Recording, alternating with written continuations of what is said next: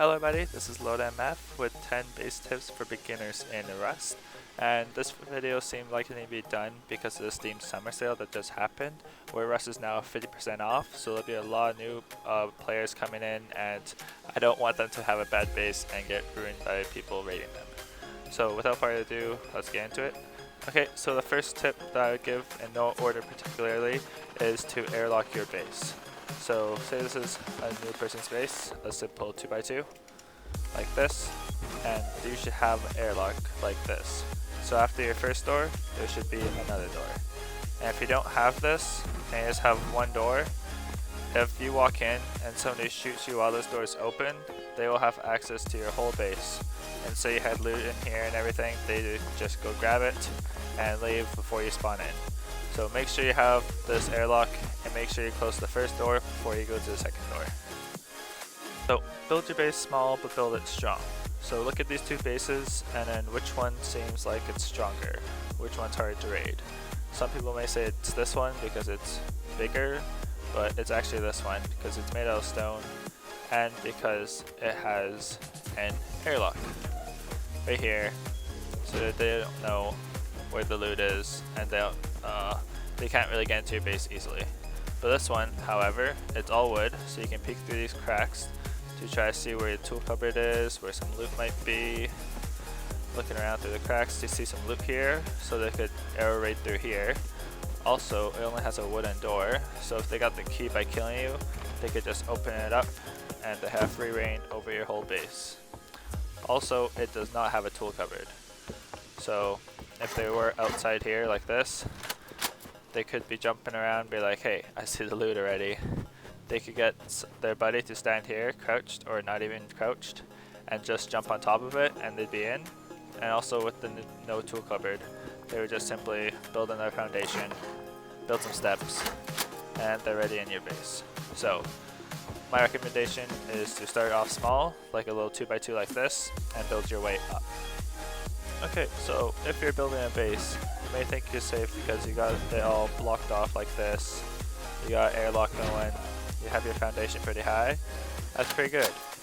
What I would recommend you to do though is build it symmetrical if you can, and also do not have any corners like this. So when you're building, it's too high. So when you're building like this and you have triangle foundations, put a square one here. Do not put a triangle foundation so there's a gap like this. Because if you do this, they can spider jump in. So that all they do is jump in and just spam spacebar while holding shift, and they can get to the top of your base. There we go. So they can get to the top of your base, bypass your airlock, and if you don't have your tool cupboard blocked off, they can just simply jump in, gain access to it, grab whatever loot you have in here. You probably have something, and then they can just simply build their way out. Super simple for them, so please do not have any of these in your base. Use a square foundation instead. So after a wipe cycle, what you want to do is make a small base, but we all are probably going to have to start off with a wooden door and a key like this. Unless you can make a furnace right away and just make a code lock, but a lot of us will be starting off with a key lock, which means you will have to have keys like these. So when you die, you will lose your key and you will be trapped inside your base. If you have a sleeping bag here and say you don't have the keys, you cannot open the door anymore. So how you avoid this is by making a spare key, by holding E here and saying create key, and then you put it into one of your boxes like this. This way, if you die, you have a key. And you can also grab that key, remove this lock, unlock the key, remove the lock, drop your old keys because you don't really need them anymore, put on a new lock, and create a key. This way, the raider will come by with his set of keys that he stole from you, and it won't work anymore. So your base will be safe from that raider. Another thing you can do is create a spare key. Put one inside of here as well. You don't need that key anymore, just that spare one now.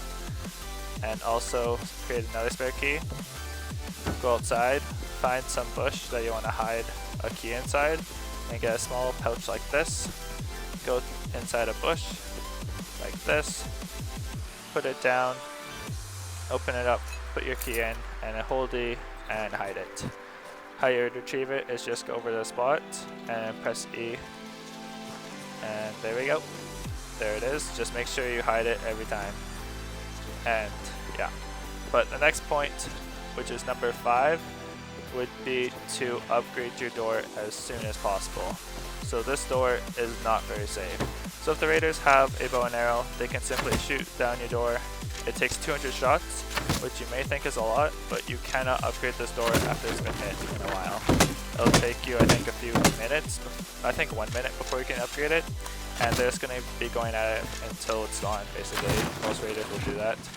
And say it's a clan of 10 people, that's just 20 shots each. It's really not much, and they can retrieve their arrows, unless you're at the other side trying to retrieve it. So please make sure you upgrade your doors as soon as possible. See, just in that time I was talking, it's already down 11 health. So it's really easy to break into these wooden doors if you have a bow and arrow. So upgrade it as soon as possible and put in a code lock. So once you get your code lock on your door, try to upgrade your door if you can, but if you can't, at least put a code lock onto it so you don't lose your key. This is a pain in the ass if it happens, so aim for your code lock first, then aim for at least a sheet metal door. Also, make sure you airlock, it's very important. This is the craft base design, but make sure you airlock and try to make it too high so people cannot buddy jump into your base, just like I showed you before. So once you get this code lock, what you do not want to do is have a sign in your base with the code. So you do not want to have one of these where people paint the sign with the code like that. People do this and it's really annoying to see because all people have to do is go to each of the doors and they have your code and they can now change it and they have your base. Even if you blocked off the tool cupboard, they have everything else so they can use your base. So do not do this with your sign. If you have a clan, this is a good idea to show them what the code is instead of saying it, and people could be outside and they could hear it. So do this to show them, but then after, wipe it off. Clear it off like this. People do not know what it is. So you can do it to share the code, but do not keep it on after. So when you're building a base, what you do not want to do is add a window on the first floor. This is because raiders can simply jump in like this. All they have to do is jump and then crouch in midair. Making it look a lot easier than it is, but that's all you have to do, jump and crouch in midair. That's also why we do not build our foundations this low. As you can see, this is the wall, and the foundation is right below there. As you can see, it's stupidly low, so it's a lot easier to just jump in. See where the ground slopes down here? I can't not jump in now. If I'm by myself, I can't jump in because this foundation is too high for me. So to protect yourself from this, keep your foundations high. And also just don't add any windows on the first floor. It's not worth it. They can simply see your tool cupboard from here if you didn't block it off and start shooting at it and destroy it from here. And they could just simply boost in if they're on the other side over there. And say they couldn't jump in, they could simply shoot like this, get your tool cupboard down, and then they could just build up to the top and then get access again like regular. So please do not add windows to the first floor. Also try to avoid even the second floor, because if they have a buddy, they can double boost them up into that window. So avoid windows until you reach the third floor, in my opinion. I would say it helps you a lot in getting raided, like defense for being raided. So for tool cupboards in your base, you always want to have them in your base, for else people could simply get a stone barricade like this, see where your front door is, and done. You are now trapped inside your base. They could surround your whole base if they really felt like doing so. Just like this, surround your whole base if you don't have a tool cupboard. Or the easier thing they could do is simply just get a low triangle foundation here, get their own tool cupboard, gain access, wall it up, and upgrade it to stone, or sheet metal even, and then you cannot build at your base anymore. You are now basically screwed. You can use your base as it is. Also, when you're making a tool cupboard, you want to try to box them in if you are a small clan, or a solo player, get everyone to authorize to the tool cupboard, and then box it in, like right away. Upgrade to stone if you can, but before you box it in, I would advise you to put a sleep bag inside the room with it, and probably name it like tool cupboard or something. So this way, once you have it boxed in, say it starts decaying because you're a solo player and you haven't played for a few days. Tool cupboards now decay, so after 24 hours I think, it starts to decay, so that way your base can be used by other newbies once you haven't played in a while. Say you don't like Rust and you refunded it, right? So if you, or you just had finals and had to study. So since you have that inside, you could simply get a small furnace, stick it through the wall like this, have a hatchet, have some wood inside, and then you would just simply spawn into your sleeping bag. I'm gonna cheat. And then once you get in here, you get the wood, and you get your hammer, and you would just simply repair your tool cupboard like this. Also, you can also stack tool cupboards. So I have a video on how to do this, so check it out if you want to. I'll have it playing right now, or it'll be in the description. When you're building your base, you want your walls and doorways and everything facing the right direction. So what you want to do is make sure your walls face out. So right now, if this is the inside of my base right here, on this surface right here, say this is my base. What I want to do is when I'm placing a wall, I want to have it so when I put the wall, it faces out like this. So I'm putting my wall from the inside out. This will make it so it automatically faces out, but say you're inside and it's really cramped and you have to put it from the outside, just make sure you flip it around. That's the easy way to do it, but if you forget this, just look at this and you can tell which way is the inside and the outside. So the inside usually has an X like this when it's twig, or it's going to be really flat and flush like this. The only one that's hard to tell is the armored one, and how you simply tell is this little knob thing should be on the left side from the inside. So keep that in mind when you're looking, when you're building your base. So this is the outside. It's a lot harder to break in from the inside. So this is the outside of a twig one. As you can see, it'll take 2 arrow shots. And then from the inside of this one, it's simply just 1, which that's half the health if you go from the wrong side. So when you're putting things around your base like a large furnace, what you do not want to do is put it right beside your base like this. Because if you put it right here like this, all they would need is a buddy, and they could boost on top of his head and go on top of this large furnace. And if your foundations are super low like these are right here, all you would have to do is jump into this base and you bypass this airlock. Even if you have a roof on like this and it's all upgraded, they'd have to get through 1 ceiling compared to this airlock where they need to get through 2 doors. And if they're armored, it is 4c4 compared to ceiling, which is only 2.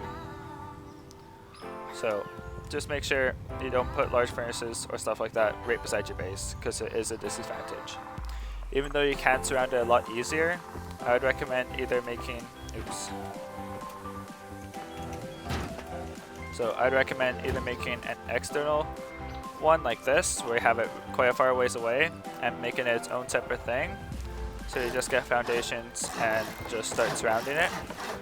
You can do that, and you can have multiple ones, all lined up like that.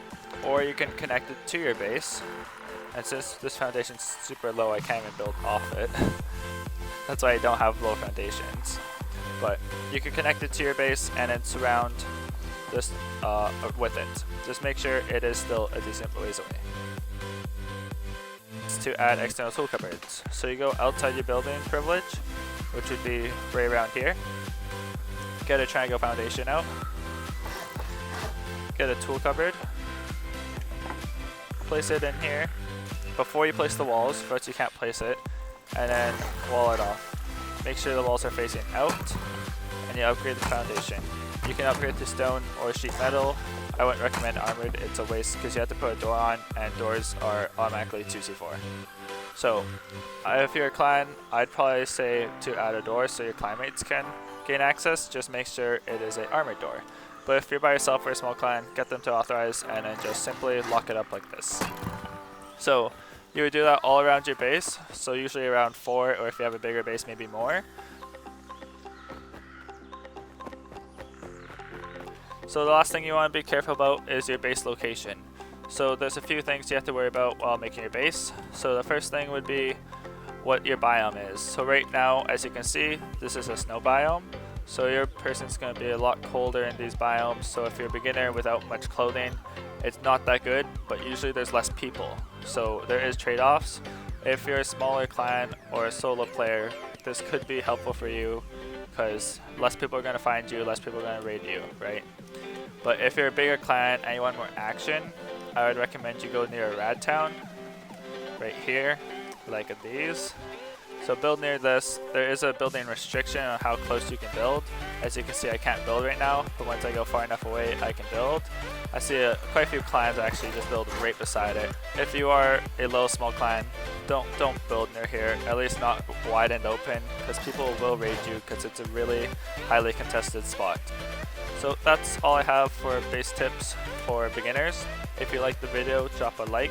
If you want to ask me anything, how to do a solo base design, anything about bases really, I do a lot about that. So drop a comment, check out my other videos, and if you liked it, please subscribe, and I'll see you in the next one. Thanks. Peace. Hey guys, LoadMF here. If you enjoyed that tutorial and would like to see another, please click on the right clip. If you'd like to see my base design with the secret loot room and a tool cover for clans, please click on the left clip. I'll see you in the next one. Thanks. Peace.